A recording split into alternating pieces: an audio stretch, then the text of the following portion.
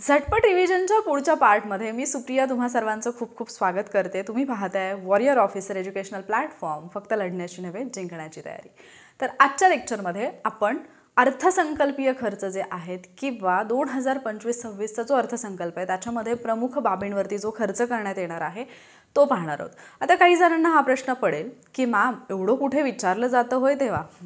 माझ्याकडे प्रूफ पण आहे।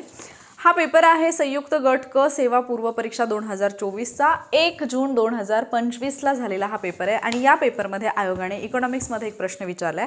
भारत सरकारच्या 2024-25च्या अर्थसंकल्पातील प्रमुख बाबींच्या खर्चाच्या संदर्भात खालील विधाने विचारात घ्या। दोन विधानं दिली आहेत। शिक्षणावरील खर्चापेक्षा ऊर्जेवरील खर्च जास्त आहे आणि दुसरं विधान आहे शिक्षणावरील खर्चापेक्षा आरोग्यावरील खर्च कमी आहे।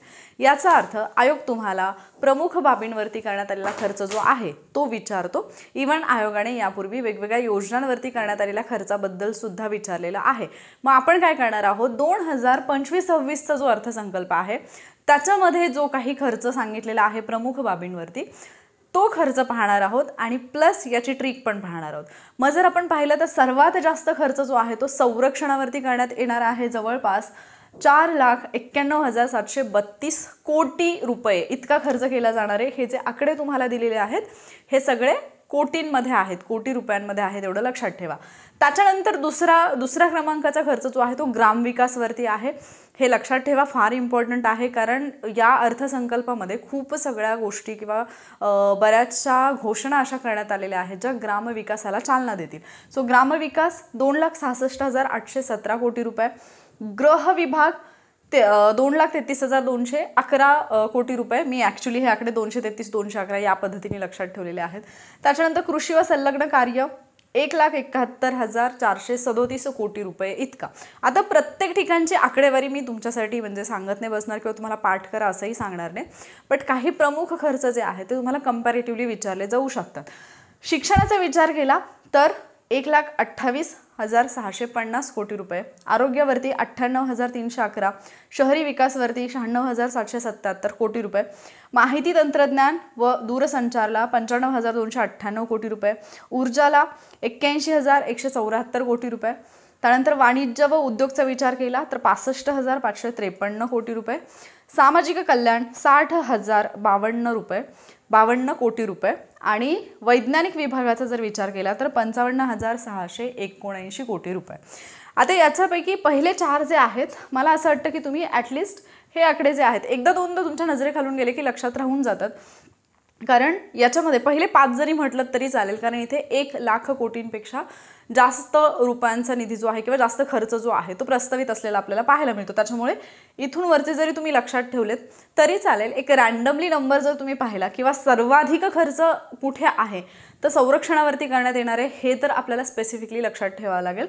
जवळपास 4,91,732 कोटी रुपये म्हणजे फार मोठी अमाऊंट आहे, त्यामुळे हे लक्षात ठेवणं गरजेचं आहे। आणि ग्राम विकासावरती जर आपण पाहिलं तर 2.5 लाखांपेक्षा जास्त, 2.5 लाख कोटींपेक्षा जास्त खर्च आहे। मग आता हे आपल्याला लक्षात ठेवायचं आहे। जसं मी म्हटलं की मी आकडे लक्षात ठेवताना म्हणजे जसं महाराष्ट्राचं क्षेत्रफळ पण 307,713 या पद्धतीने लक्षात ठेवते, कारण ते इझी जातं, तसं तुम्हाला हे लक्षात ठेवायला सोपं जाईल। गृह विभागासाठी 233-211 असे आकडे लक्षात ठेवू शकता तुम्ही। कृषी संलग्न कार्यासाठी 171,437, त्याच्यानंतर इथे पण पहा 96,777 शहरी विकाससाठी आहे। मग याच्यामध्ये तुम्हाला प्रश्न विचारताना आयोग कंपॅरेटिव्ह प्रश्न विचारू शकतं की जसं आत्ता आपण पाहिलं की शिक्षण क्षेत्राचा खर्च कशापेक्षा जास्त आहे कशापेक्षा कमी आहे, तसं तुम्हाला शिक्षण क्षेत्रासाठी विचारलं जाऊ शकतं, आरोग्य क्षेत्रासाठी विचारलं जाऊ शकतं, ऊर्जावरती प्रश्न विचारला जाऊ शकतो, कारण अणुऊर्जेशी रिलेटेड काही तरतुदी आहेत। याची ट्रिक सांगण्यापूर्वी जर समजा तुम्हाला भारतीय अर्थसंकल्प 2025-26 आत्ताचा जो रिसेंटचा अर्थसंकल्प आहे ज्याच्यावरती आयोग एका पेपरमध्ये 4 ते 5 प्रश्न हे प्रत्येक वर्षी विचारत असतं, भारताचा आणि महाराष्ट्राचा अर्थसंकल्प, महाराष्ट्राच्या संदर्भाने महाराष्ट्राची आर्थिक पाहणी अहवाल जो आहे त्याच्यावरती प्रश्न येतात, भारताचे अर्थसंकल्पावरती मॅक्झिमम क्वेश्चन्स येतात। सो 4 ते 5 मार्क्स तुमचे इथे येऊ शकतात, प्लस जर एखादा प्रश्न करंट अफेअर्समध्ये आला तर 6 प्रश्नसुद्धा येऊ शकतात। So 5-6 marks not a joke, हे मार्क्स तुम्हाला अगदी म्हणजे सेफ स्कोअरकडे घेऊन जाऊ शकतात। सो तुम्हाला जर अर्थसंकल्पाचं लेक्चर पाहिजे असेल तर कमेंटमध्ये बजेट 2025-26 असं टाईप करून पाठवा। जर तुम्हाला ते लेक्चर हवं असेल तर डेफिनेटली तुमची कमेंट वाचून मग नंतर मी ठरवेन. अर्थात ते मी 100 डेज चॅलेंजमधल्या स्टुडंटसाठी घेणार आहे, सो तुम्हाला पाहिजे असेल तर तुम्ही कमेंट करू शकता. आता येऊयात आपण ट्रिककडे. या ट्रिकसाठी तुम्हाला फक्त एक सेंटेन्स लक्षात ठेवायचा आहे. संग्राम घरी कशी आशा माऊ वासाच्या विज्ञानावर खर्च करते. सेंटेन्स काय आहे? संग्राम घरी कशी आशा माऊ वासाच्या विज्ञानावर खर्च करते. संग्रामला सांगायचे की घरी कशा पद्धतीने आशा माऊ जी आहे ती वासाच्या विज्ञानावरती खर्च करते. आता लक्षात कसं ठेवायचं आहे? संग्राम, संरक्षण आणि ग्रामविकास.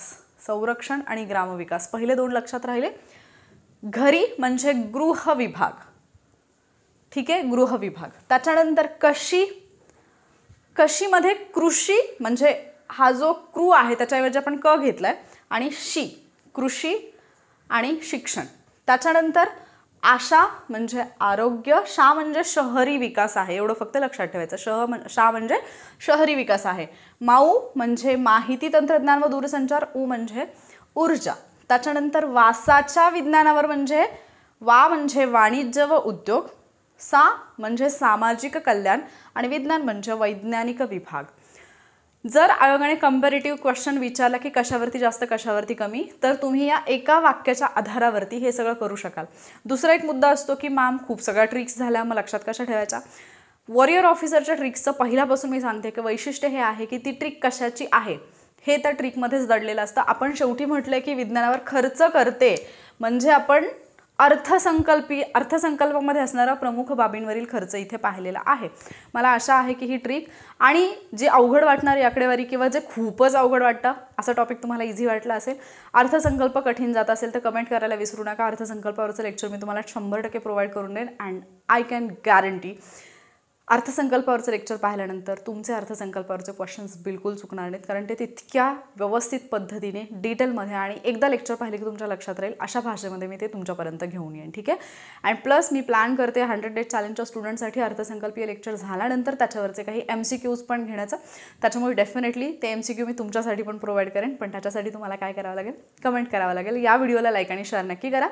व्हिडिओ आवडला असेल तर शेअर करायला, लाईक करायला विसरू नका, आणि असेच व्हिडिओज पाहण्यासाठी आपल्या चॅनलला सबस्क्राईब नक्की करा. लवकरच भेटूयात आपण पुढच्या लेक्चरमध्ये. थँक्यू.